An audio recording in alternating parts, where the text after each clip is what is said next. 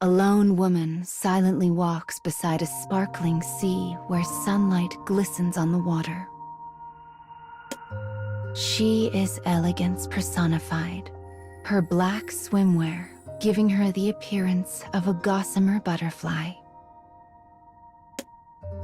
This place is not her home. Rather, she has come here to complete a single mission. She has been tasked with slipping aboard a nearby ship and stealing a person's life. For this woman is an assassin, but though this is not her home, the place is not entirely unfamiliar. She has been here once before, long, long ago. As she gazes out at the light playing over the water, she thinks back on that time. She was young then, so young, her spirit not yet worn thin by the passing of years.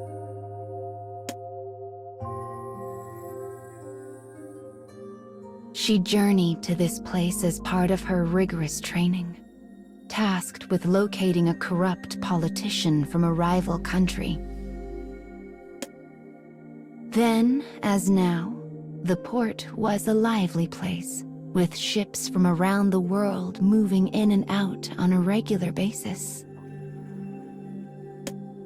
It was a city filled with all manner and races of people, and no one paid any mind to the innocent girl who walked among their number. This was exactly how she wanted it. The more they overlooked her, the easier it would be to gain the information she sought. After a bit, she learned her target would soon be attending a political gathering aboard a ship. But she did not know the identity of the ship, and their number was legion. If she were to sneak aboard the wrong one, all of her careful planning would be for naught. But as the girl pondered this dilemma, a shock raced through her body. Focused as she had been on the ships, she did not notice the young boy running along the pier and had smashed straight into him.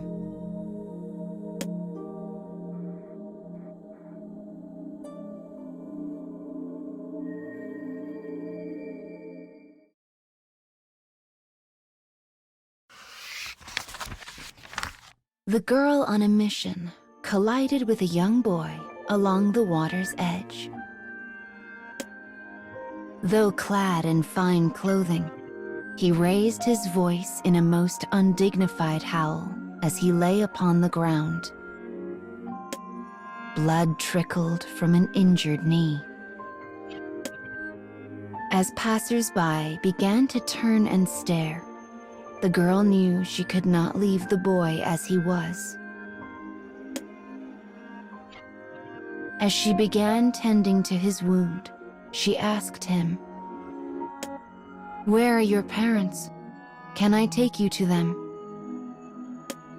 But the boy's lowered head only shook back and forth slowly. "I don't know where my father is," he said in a wavering voice. "All I know is that he's leaving soon for an important meeting." The boy's voice hitched on the edge of a sob. As it did so, a thought came to the girl. Perhaps his father is the one I seek. If the boy was the son of a politician, it would explain his fine dress. With this in mind, the girl cheerfully agreed to help him find his missing parent. His eyes glistening with tears, the boy handed her something in a wordless gesture of thanks. It was a small, scuffed figurine of a kind and dignified woman. She was the heroine of a fairy tale, told and retold in the boy's native land. "She's you," said the boy as he broke out into a smile. But the girl just looked away, because she knew she did not help the boy out of kindness.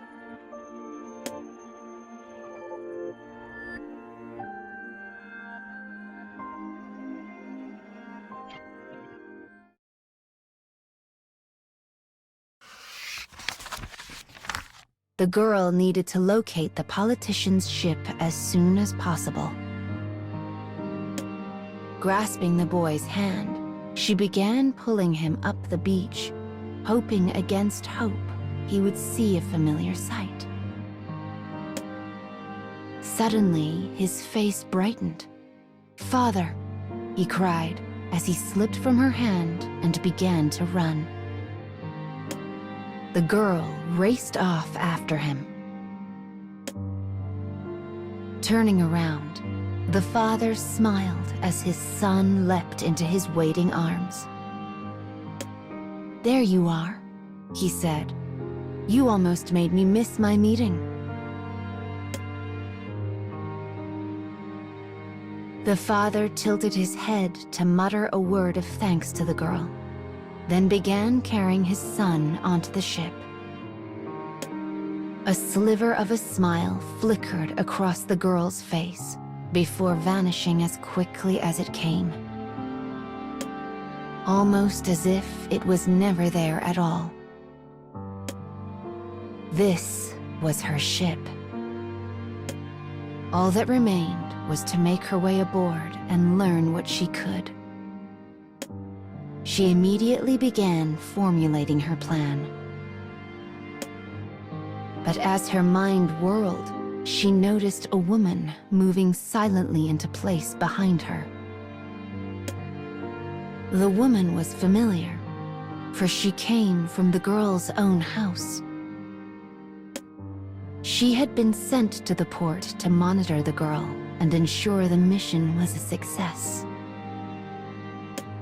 But they were never supposed to interact.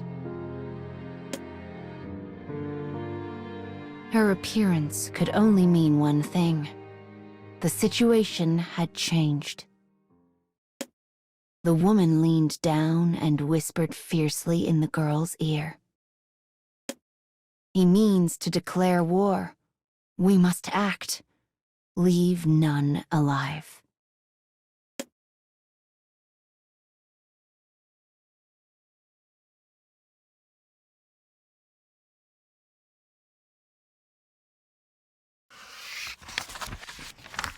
The deck was slick.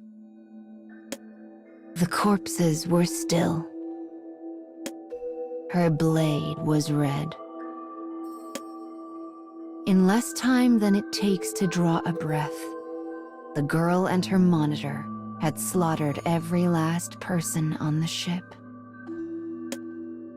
The woman wiped the blood from her blade with a practiced hand and spared a glance at her charge. Ever seen this many bodies before? Though the girl would not meet her gaze, she nodded slowly.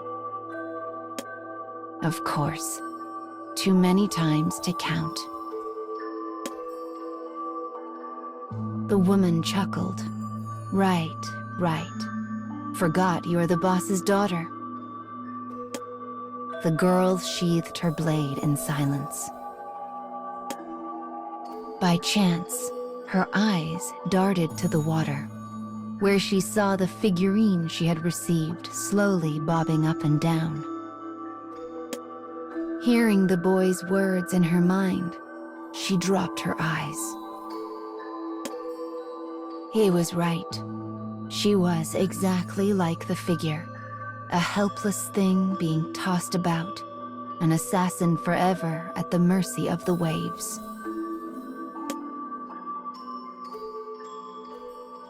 Years have passed since that day.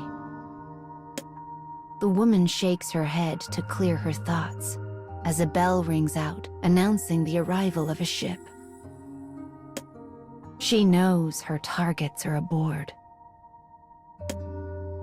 They are foreign politicians who scheme to infiltrate her homeland.